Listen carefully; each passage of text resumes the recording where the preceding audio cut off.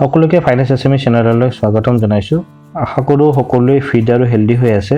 গাড়ী চলোৱা নিয়মৰ পৰা আপোনাৰ কাষৰ মিঠাই দোকানখনলৈ সকলো নিয়ম সলনি হৈছে যোৱা 1 অক্টোবৰ 2020 পৰা। এতিয়াৰ পৰা গাড়ী কাগজ পাতি আপুনি ইলেক্ট্ৰনিক ফৰ্মত ৰাখিব পাৰিব ডিজি লকাৰ বা এম পৰিবহন এপত। ট্ৰেফিক পুলিচে ডকুমেণ্টবোৰৰ বাবে ফিজিকেল কপি ডিমাণ্ড কৰিব নোৱাৰে। মোবাইল নেভিগেশ্যনৰ কাৰণে আপুনি ব্যৱহাৰ কৰিব পাৰিব। উজ্জ্বলা গেছ কানেকশ্যন এতিয়াৰ পৰা ফ্ৰী নহয়। বিদেশলৈ টকা ট্ৰান্সফাৰ কৰিলে এতিয়াৰ পৰা 5% টেক্স দিব লাগিব। বিদেশ ভ্ৰমণৰ কাৰণে খৰচ কৰিলে যিকোনো এমাউণ্টৰ ওপৰত 5% টেক্স আৰু অন্যান্য কাৰণত বিদেশত টকা পঠালে 7 লাখৰ ওপৰৰ এমাউণ্টৰ ওপৰত 5% টেক্স দিব লাগিব। এতিয়াৰ পৰা মিঠাই দোকানীবোৰে মিঠাই আৰু অন্যান্য খোৱা বস্তুৰ কেতিয়ালৈ খাবলৈ উপযুক্ত হ'ব তাৰিখ লিখিব লাগিব। হেল্থ ইঞ্চুৰেঞ্চৰ নিয়মবোৰো সলনি হ'ল। বেমাৰবোৰ কভাৰ কৰা ৱেটিং পিৰিয়ড 30 দিনৰ পৰা 1 বছৰৰ ভিতৰত কেতিয়া হ'ব আগতেই স্পেচিফাই কৰি দিব লাগিব। কোনো ইঞ্চুৰেঞ্চ কোম্পানীয়ে সংকটপূৰ্ণ গতিবিধিৰ ফলত হ'ব পৰা বেমাৰ আজাৰ বাদ দিব নোৱাৰে।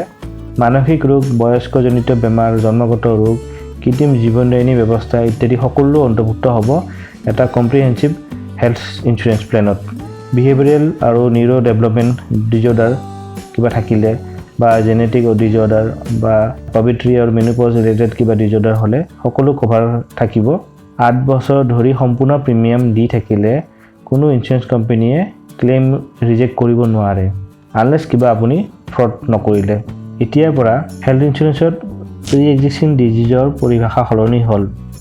এতিয়াৰ পৰা হেল্থ ইঞ্চুৰেঞ্চ লোৱাৰ পৰা আগৰ 48 মাহত ধৰা পৰা যিকোনো বেমাৰ প্ৰি এক্সিষ্টিং ডিজিজ হিচাপে গণ্য কৰা হ'ব। পলিচি লোৱাৰ 48 মাহৰ আগত কোনো ডাক্তৰী চিকিৎসা প্ৰি এক্সিষ্টিং ডিজিজ হিচাপে গণ্য কৰা হ'ব আৰু পলিচি ইছ্যু হোৱাৰ 3 মাহৰ ভিতৰত যিকোনো বেমাৰৰ লক্ষণ বা উপসৰ্গ দেখা দিলে তাকো প্ৰি এক্সিষ্টিং ডিজিজ হিচাপে ধৰা হ'ব। এতিয়াৰ পৰা হেল্থ ইঞ্চুৰেঞ্চৰ প্ৰিমিয়াম ইয়াৰলি লগতে মান্থলি, কোৱাৰ্টাৰলি, হাফ ইয়াৰলি সকলো মোডত পে'মেণ্ট কৰিব পাৰিব। টিভিৰ পাৰ্টছৰ চেল প্লেনৰ ওপৰত থকা ইম্পৰ্ট ডিউটি ফ্ৰী ব্যৱস্থা ছেপ্টেম্বৰ 30 তাৰিখৰ পৰা বন্ধ হৈছে। গতিকে এতিয়াৰ পৰা 5% ইম্পৰ্ট ডিউটি লাগিব চেল প্লেনৰ ওপৰত। গতিকে টিভিৰ দাম বেছি হ'ব। RBI নতুনকৈ অৰ্ডাৰ জাৰি কৰিছে যিবোৰ ক্ৰেডিট কাৰ্ড আৰু ডেবিট কাৰ্ডৰ কেতিয়াও অনলাইন ইউজ হোৱা নাই সেই সকলোবোৰ কাৰ্ডৰ অনলাইন পে'মেণ্ট অপশ্যনটো বন্ধ ৰাখা। সকলো নতুন ক্ৰেডিট কাৰ্ড আৰু ডেবিট কাৰ্ডৰ ATM আৰু স্ৱাইপ মেচিনত ইউজ কৰিবৰ কাৰণে এক্টিভ থাকিব। বাকী অনলাইন ইউজ কৰিবলৈ বা নকৰিব সেয়া কাষ্টমাৰ নিজে ডিচাইড কৰিব। কাষ্টমাৰে নিজে ট্ৰেনজেকশ্যন লিমিট ছেট কৰিব পাৰিব।